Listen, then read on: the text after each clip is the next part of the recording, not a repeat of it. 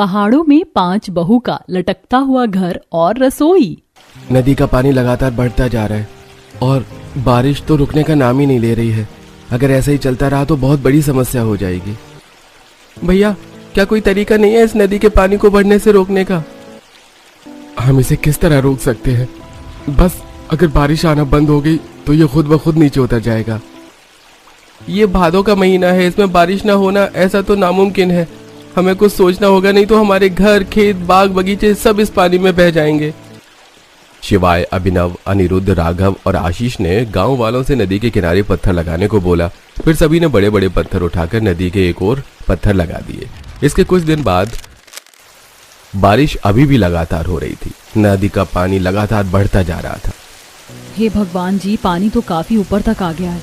हमें जाकर अपने पतियों को बताना होगा। सही कह रही हो प्रगति, ये पानी कभी भी जमीन पर आ सकता है। प्रगति और साक्षी दोनों दौड़कर वापस अपने लकड़ी के बने घर में पहुंचे। राघव जी, पत्थर लगाने के बाद भी काफी ऊपर आ चुका है पानी। हमें जल्दी ही कुछ करना होगा। प्रगति को गहराया हुआ देखकर 5 बेटे और गांव के कुछ आदमी नदी को देखने गए। नदी का पानी बिल्कुल मटमैला और काफी तेज रफ्तार से चल रहा था। सभी गांव वालों से कहो कि जल्दी से अपना जरूरी सामान ले ले और इस जगह को जल्दी से खाली कर दे, वरना ये नदी हम सबको ले डूबेगी। 5 बेटों ने सभी को इस बारे में खबर दी और फिर सभी ने अपना सामान जल्दी जल्दी बांधना शुरू कर दिया। उन्होंने अपने खेतों से कुछ सब्जियां भी ले ली और कुछ उनके पालतू जानवर जैसे गाय, भैंस, बकरी सभी को अपने साथ लेकर वहां से निकलने को तैयार हुए। उन लोगों का वो छोटा सा गांव पहाड़ों के बीच बसा हुआ था, इसलिए वहां दूर दूर तक बसावट नहीं थी। सभी लोगों ने बेबस होकर पहाड़ों की तरफ ही चलना शुरू कर दिया। हम सबको ऊपर की तरफ जाना होगा, नीचे बाढ़ के आने का खतरा है। लेकिन शिवाय जी, हम बड़े बूढ़ों और जानवरों को ऊपर कैसे लेकर जाएंगे? हम उन्हें अपने सहारे से ऊपर चढ़ाएंगे। माँ, सबसे पहले आप आइए। नहीं बेटा, मुझे बहुत डर लगता है। माँ, बात को समझिए। हमें समय रहते आप सभी को ऊपर की तरफ चढ़ाना होगा, उसके बाद ही हम चढ़ पाएंगे। और अगर हमने ऐसा नहीं किया तो हम बाढ़ के पानी में बह भी सकते हैं। इस पर सभी काफी घबरा गए। 5 बेटों और कुछ आदमियों ने मिलकर पहले बूढ़ों को ऊपर की तरफ चढ़ाया, जहां पहाड़ में एक छोटी सी जगह बनी हुई थी। और फिर जब बेटों के चढ़ने की बारी आई तब तक नदी का पानी बाहर आ गया। पानी में लगातार लहरें उठने लगी और वो बड़ी ही तीव्र गति से उनकी तरफ बढ़ रहा था। भैया, जल्दी कीजिए। अभिनव बेटा, राघव, अपने भाई की मदद कर। 5 बेटे एक दूसरे का हाथ पकड़कर सहारा लेते हुए समय रहते उस छोटी चट्टान पर चढ़ गए। उनके ऊपर चढ़ने की पानी की एक तेज और बड़ी लहर उस चट्टान से टकराई, जिससे कुछ गाय और बकरियां उसमें बह गई। हे भगवान, हमारी गैया। शिवाय, अभिनव, देखो, हमारी गाय और बकरी पानी में बह गई, कुछ करो। 5 बेटों ने गाय और बकरी को बचाने के लिए छोटी छोटी चट्टानों पर कुड़कर उन तक पहुंचने की कोशिश की। अनिरुद्ध के हाथ में एक बकरी का पैर आ गया और उसने उसे पानी से खींच लिया, लेकिन बाकी सारी गाय बकरियां पहुंच से दूर जा चुकी थी। हे भगवान, ये क्या हो गया? हमसे तो एक ही झटके में सब कुछ छिन गया। हमारा घर, खेत, बाग, हमारे पालतू जानवर भी। अब हम कहाँ जाएंगे? आप रोइए मत माँ जी, सब ठीक हो जाएगा। सभी गांव वाले उस पहाड़ की ओट में उस छोटी चट्टान पर बेबस होकर बैठे हुए थे। तूफान इतना बढ़ गया था कि वहां भी बारिश की ठंडी बूंदें उनके शरीर पर पड़ रही थी, लेकिन उन्हें इस बात की परवाह बिल्कुल नहीं थी, क्योंकि आसमान से ज्यादा आज उनकी आंखें बरस रही थी। सभी सावधान हो जाइए। मुझे लगता है कि हमें यहाँ से भी निकलना होगा। पानी का स्तर बढ़ता जा रहा है। सभी गांव वालों ने बात मानकर पहाड़ों के बीच चलना शुरू किया। काफी देर तक चलते चलते वो काफी ऊपर आ गए, लेकिन अभी तक उन्होंने ठहरने की कोई भी ठीक जगह नहीं मिली थी। अरे, और कितना चलना होगा इस बूढ़ी औरत के शरीर में? अब और चलने की क्षमता नहीं है। माँ जी, आप मेरी पीठ पर आ जाइए, आपको चलने की कोई जरूरत नहीं है। अभिनव ने वंदना को अपनी पीठ पर लिया और फिर दोबारा चलना शुरू किया। चलते चलते वो लोग काफी ऊंचाई पर आ चुके थे, जहां एक साइड सिर्फ खाई थी। संभाल कर, सभी एक दूसरे को पीछे से पकड़कर चलो। सभी एक दूसरे को पीछे से पकड़कर चलने लगे। जमीन पर बारिश की वजह से काफी फिसलन थी। ऐसे में अभिनव ने बूढ़ी और वंदना को अपनी पीठ पर लिया था, जिसके कारण उसका पैर फिसल गया। लेकिन खुशकिस्मती से आसपास के लोगों ने तुरंत ध्यान देकर अभिनव और वंदना को खाई में गिरने से बचा लिया। अभिनव, काकी को नीचे उतारकर इनका हाथ पकड़कर चलो। यहाँ हमें हर एक कदम बहुत ही बड़ी सावधानी से रखना होगा, जरा सी गलती से हमारी जान जा सकती है। लोगों ने फिर और ज्यादा सावधानी से चलना शुरू किया। चलते चलते वो एक ऐसी जगह पर पहुंच गए जो उन्होंने पहले कभी नहीं देखी थी।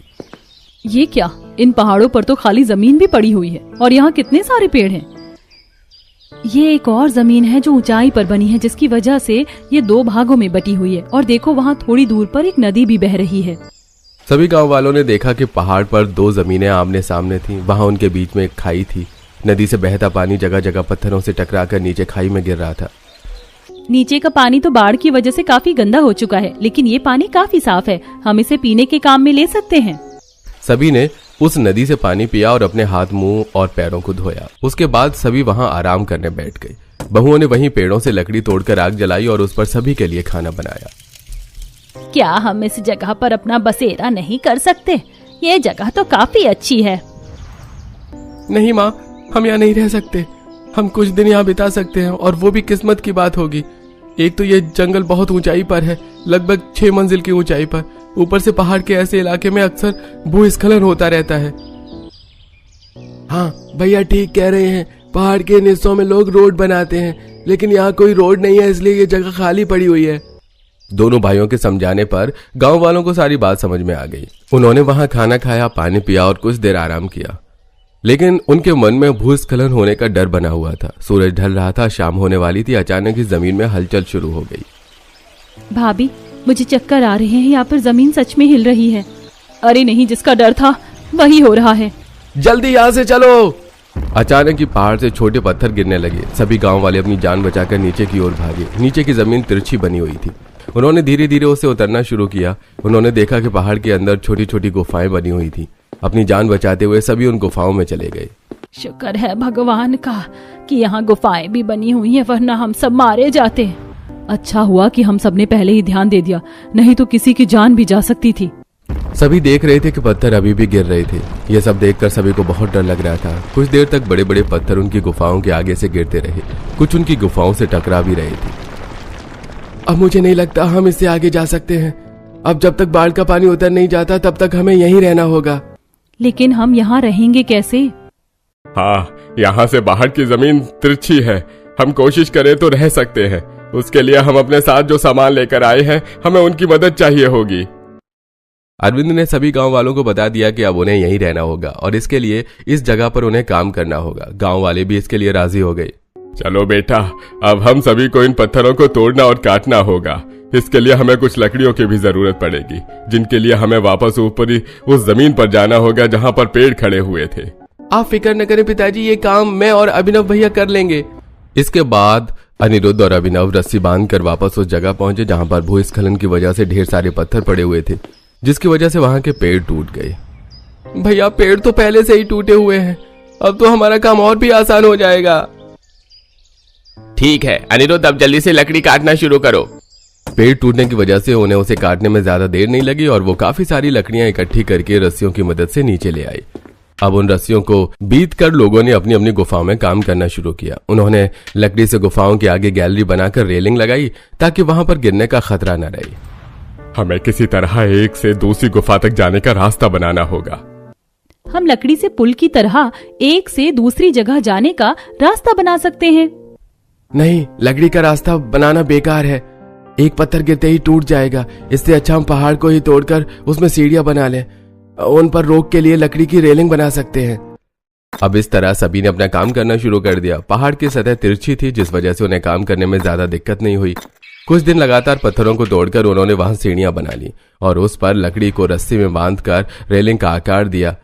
बहुओं ने गुफाओं की सफाई की और कुल्हाड़ी से उन्हें रहने लायक कर दिया।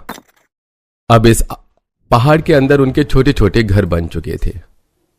इतने दिन से लगातार काम कर रहे हैं, लेकिन अभी भी इन घरों का काम पूरा नहीं हुआ। साथ में खाने पीने का भी इंतजाम करना पड़ता है।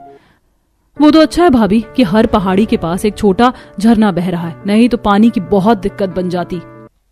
ऊपर जो नदी थी उसका पानी नीचे को छोटे छोटे झरनों में बटकर बह रहा था और उन्हीं के आसपास गांव वालों के गुफा के घर बने हुए थे। यह नजारा देखने में काफी सुंदर था। माँ, मेरे कीड़े ने काट दिया। देखो ना, मेरी बाह पर कितना बड़ा लाल दाना निकल आया है। लाओ, मैं इसे धोकर इस पर कुछ जड़ी बूटी लगा देती हूँ। मंदिरा मनु को अपने साथ जीने पर लेकर गई जहां से एक छोटा झरना बह रहा था। मंदिरा ने मनु को बांह धुलाई और फिर उस पर कुछ जड़ी बूटी लगाई। अब सभी उसी तरह गैलरी में आकर हाथ बढ़ाकर झरनों से हाथ धोते और बर्तन में पानी लिया करते। अंशिका एक पतीले में पानी लेने आई तो उसने देखा कि पिंकी और राजू जीने से गुफाओं तक आना जाना करते हुए खेल रहे थे। पिंकी, राजू, बेटा तुम्हें डर नहीं लग रहा है? कितनी ऊंचाई है और तुम जीने पर खेल रहे हो। चलो जल्दी से गुफा के अंदर आ जाओ। इन बच्चों को डर का आता पता भी नहीं है। यहाँ दूसरी गुफा तक जाने में मेरी रूह कांप जाती है। पीनी और राजू ने अंशिका की बात नहीं सुनी, बल्कि वो और ज्यादा तेज तेज दौड़कर खेलने लगे, जिससे लकड़ी से बनी रेलिंग अपनी जगह से सरक गई। अरे नहीं, मुझे बच्चों को लेकर आना होगा। अंशिका तेजी से बच्चों के पास दौड़ी और उन्हें वापस लेकर आई। तुम दोनों पागल हो गए हो क्या? पता है वो जगह कितनी खतरनाक है? वहाँ से गिर गए तो तुम्हें कोई नहीं बचा पाएगा। अंशिका के डांटने पर बच्चे घबरा गए और चुपचाप गुफा के घर में बैठ गए। थोड़ी ही देर में आसमान में काली घटा छा गई। हे भगवान, लगता है आज फिर आसमान जम के बरसने वाला है। आशा ने इतना कहा ही था कि तभी तेज बारिश शुरू हो गई। झरने अब दुगनी रफ्तार से बहने लगे, लेकिन वो लोग गुफा के घर में सुरक्षित थे। शाम होने तक बारिश रुकी और सभी ने अपनी गुफाओं में लकड़ियों की मशालें जलाकर उजाला किया। रात को सभी गुफा के आगे पर्दा डालकर सो गए, लेकिन अगली सुबह तेज आवाज से सभी की आंख खुल गई। हे भगवान, ये कैसी आवाजें आ रही हैं? मंदिरा, बहू जरा पर्दा हटाकर तो देख। मंदिरा ने पर्दा हटाया तो देखा कि बारिश होने की वजह से फिर से भूस्खलन हो रहा था। इस बार काफी बड़े बड़े पत्थर गुफाओं के सामने से गिर रहे थे, जिन्हें देखकर बच्चे खुश होकर उछलने लगे। वहीं सभी बड़े ये सब देखकर बहुत ज्यादा घबरा गए थे। एक बड़ा पत्थर अंशिका की गैलरी पर आ गिरा, जिससे रेलिंग के 2 टुकड़े होकर नीचे गिर गए। भगवान, ये क्या हो रहा है? मुझे बहुत डर लग रहा है। फिक्र मत करो अंशिका, ये कुछ नहीं है, हम दोबारा सब कुछ ठीक कर देंगे। इसी तरह भूस्खलन के बाद कई दिन गुजर गए और अब उनके पास खाने का सामान नहीं बचा था। सुनिए, आज तो घर में पकाने के लिए कुछ भी नहीं है। अब हम क्या करेंगे? ये तुम्हें हमें पहले बताना चाहिए था। अब तक तो हम किसी न किसी चीज का इंतजाम कर ही लेते, लेकिन सारा सामान खत्म होने के बाद तुम अब बता रही हो। यहाँ इतनी मुश्किल से समय कट रहा है कि कुछ याद ही नहीं रह पाता। अब हमारे पास कोई रास्ता नहीं है सिवाय नीचे जाने के। मैं सभी को इस बारे में बता देता हूँ। नीचे जाने का नाम सुनकर मंदिरा काफी हैरान हो गई। उसने शिवाय को रोकने की कोशिश की, लेकिन वो जानती थी कि अगर वो नीचे नहीं गए तो वो हमेशा के लिए यहीं फंस जाएंगे। शिवाय ने अपने चारों भाई और कुछ गांव के आदमियों को इकट्ठा किया।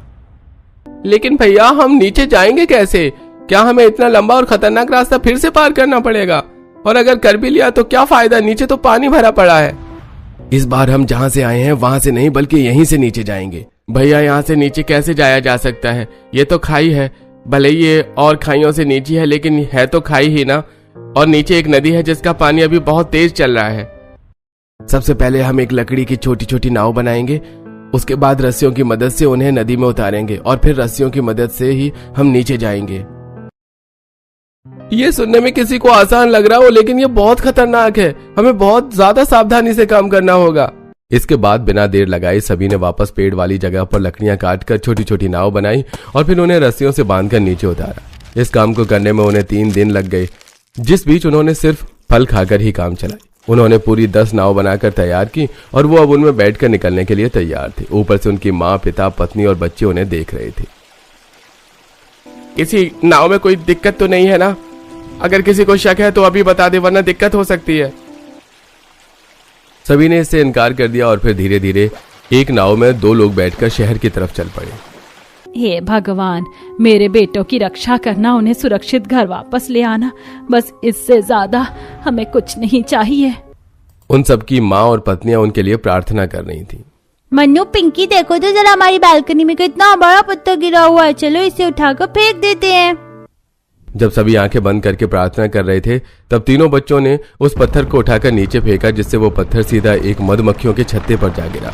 पत्थर लगने से मक्खियां तुरंत बाहर आ गईं और सब तरफ उड़ने लगी। जब बहुओं ने उनकी आवाज सुनी तो वो काफी घबरा गई। उन्होंने बच्चों को गुफा के अंदर खींचा और फिर पर्दे को ढककर कस के पकड़ लिया। क्यों डरा रही हो भाभी? एक तो पता नहीं अचानक ये मक्खियां कहाँ से आ गई, ऊपर से तुम ऐसी बातें कर रही हो। सभी गुफाओं में औरतें अपने अपने पर्दों को ढककर खड़े हुए थीं और बाहर से लगातार मक्खियों के भिनभिनाने की आवाजें आ रही थीं। बच्चों, क्या तुमने इन मक्खियों को छेड़ा है? नहीं मम्मा, हमने तो सिर्फ बालकनी से पत्थर फेंका था। तो ये बात है, इसीलिए मक्खियां छत्ते से बाहर आ गई। एक तरफ जहां गांव की औरतों को मधुमक्खियों का सामना करना पड़ रहा था, वहीं दूसरी तरफ उनके पति बड़ी मुश्किल से उस नाव में सफर कर रहे थे। आगे चलकर नदी की रफ्तार और भी तेज हो गई और नाव इतनी मजबूत नहीं थी। भैया ऐसा क्यों लग रहा है जैसे हमारी नाव ढीली पड़ रही है? अरे नहीं नहीं, इसके तो बांध ढीले हो रहे हैं। आशीष, ये टूटने वाली है, हमें जल्दी से उस पार से उतरना होगा। दोनों भाइयों ने बाकियों से मदद लेने के लिए चिल्लाना शुरू कर दिया, लेकिन उम्मीद से पहले से नाव टूट गई और आशीष और राघव दोनों ही पानी में गिर गए। नदी का पानी बहुत तेज चल रहा था, इसलिए वो खुद को संभाल नहीं पा रहे थे। आशीष, राघव, आशीष, हमारे हैं राघव, इस नाव की तरफ आने की कोशिश करो इधर। पानी इतना तेज चल रहा था कि दोनों को अपनी खबर भी नहीं थी। सभी गांव वालों ने यह देखकर अपनी नावें उनकी तरफ दौड़ाई। अभिनव ने आगे झुककर आशीष का हाथ पकड़ा, जो कि लगभग बेहोश हो चुका था। वहीं गांव वालों ने शिवाई के साथ राघव के चारों तरफ नावों से घेरा बनाया और फिर उसे ऊपर खींचा। अभिनव ने आशीष का सीना दबाते हुए उसके मुंह से पानी निकाला, तब जाकर आशीष को होश आया। वहीं राघव की भी हालत काफी खराब थी। घबरा मत मेरे भाई, हम बस पहुंचने ही वाले हैं। कहीं हमारे परिवार को भी ऐसी ही मुश्किलों का सामना न करना पड़ रहा हो। काफी लंबे सफर के बाद सभी को एक जमीन नजर आई जिस पर कुछ घर भी बने हुए थे। सभी उधर की तरफ ही चलो, शायद वो कोई गांव है। कुछ खाने पीने को न होने की वजह से जमीन तक पहुंचते पहुंचते सभी की हालत खराब हो गई। जब गांव वालों ने उन्हें इस तरह देखा तो उन्हें उनको अपने घर ले जाकर उन्हें खाना पानी दिया। वहीं मधुमक्खियां भी अब जा चुकी थीं। ये देखकर बहुओं की भी जान में जान आई। कितने घंटों से हम इसी तरह पर्दा पकड़े हुए खड़े हैं। मेरे तो हाथ भी सुन्न पड़ गए हैं। मेरे हाथ भी बहुत दर्द कर रहे हैं। यहीं और खड़े खड़े पैर भी सुन्न हो गए हैं। पांचों बहुओं ने झरनों से पानी पिया और मंदिरा ने आशा को भी पानी पीने को दिया। चाहे जो भी हो, लेकिन शुक्र है भगवान का कि हमें पानी तो आसानी से मिल रहा है। बिना खाए हम कुछ समय गुजार सकते हैं, लेकिन बिना पानी पिए तो जीना नामुमकिन है। बहुओं के पास जो बचे खुचे फल मौजूद थे, उन्होंने वही खाकर गुजारा किया। वहीं दूसरी तरफ उनके पतियों ने गांव वालों को सारी बात बताई। अरे भाई, मानना पड़ेगा, तुमने बड़ी हिम्मत से काम लिया है, नहीं तो ऐसे में लोग हार मानकर अपनी जान से भी हाथ धो बैठते हैं। हम तुम्हारी हिम्मत की दाद देते हैं भाई साहब, अगर आपको ठीक लगे तो आप यहाँ जब तक रह सकते हैं जब तक आपकी जमीन से पानी नहीं उतर जाता। इस तरह पहाड़ों में रहना कोई आसान बात नहीं है, और आपके छोटे छोटे बच्चे भी होंगे, उनका ख्याल आपको हर समय रखना पड़ता होगा। हाँ भाई साहब, हम अपने मुखिया से बात करके आपको कुछ समय यहाँ रहने की इजाजत दिला देंगे। पांचों बेटे और गांव वाले उनकी बात पर काफी खुश हुए। उन्होंने उनका हाथ जोड़कर शुक्रिया अदा किया, लेकिन अब उन्हें अपने परिवार को भी पहाड़ों से लेकर आना था। ये बात बताकर वो कुछ खाने का सामान लिए वापस नाव में बैठकर पहाड़ों की तरफ चल दिए। भैया, अब हमें रस्सियों से पहाड़ की चढ़ाई करनी होगी। इसकी ऊंचाई लगभग 8 मंजिला है, हमें बहुत सावधानी से चढ़ना होगा। धीरे धीरे गांव वालों ने चढ़ना शुरू किया और धीरे धीरे सभी सुरक्षित ऊपर चढ़ गए। ऊपर जाने के बाद सभी ने अपने परिवारों को सारी बात बताई, जिस पर उनके परिवार वाले बहुत खुश हुए। सभी ध्यान से सुनो, हम औरतों और बच्चों को रस्सियों से नीचे नहीं उतार सकते हैं, और हमारे पास इतनी नाव भी नहीं है और ना ही लकड़ियां हैं, इसलिए हमें रस्सियों की मदद लेकर उसी रास्ते से जाना होगा जिससे हम यहाँ पार आए थे। सभी गांव वालों ने वापस उसी कठिन रास्ते से नीचे उतरना शुरू कर दिया, लेकिन इस बार वो रस्सियों को पकड़कर नीचे उतर रहे थे, जिससे उन्हें नीचे आने में ज्यादा दिक्कत नहीं हुई। और फिर उन्होंने पहाड़ों के नीचे वाले हिस्से से चलना शुरू किया, लेकिन आगे चलकर सिर्फ पानी ही पानी था। यहाँ से हमें नाव की जरूरत पड़ेगी। पांचों बेटों और सभी गांव वालों ने इस बार बड़ी बड़ी नाव बनाने की शुरुआत की। उन्होंने बड़ी लकड़ियों को काटा और रस्सियों की मदद से उन्हें जोड़कर 4 बड़ी नाव तैयार की और फिर उसमें बैठकर गांव की ओर जाने लगे। चलते चलते ही आधे रास्ते में बारिश शुरू हो गई। ए भगवान जी, हमने कम परेशानियों का सामना किया जो अब ये बारिश भी शुरू हो गई। अभिनव जी, नाव को तेज चलाइए, वैसे भी आजकल इतनी बाढ़ें आ रही हैं। दिव्यांका ने इतना बोला ही था कि तभी पीछे से एक बड़ी लहर उठने लगी। गांव की जमीन काफी करीब थी। सभी आदमियों ने एड़ी चोटी का दम लगाते हुए नाव को तेजी से चलाया और आखिरकार लहर के पहुंचने से पहले सभी गांव तक पहुंच गए। सभी ने भगवान का शुक्रिया अदा किया और अब उन्होंने देखा कि उन्हें रहने के लिए एक जमीन मिल चुकी थी।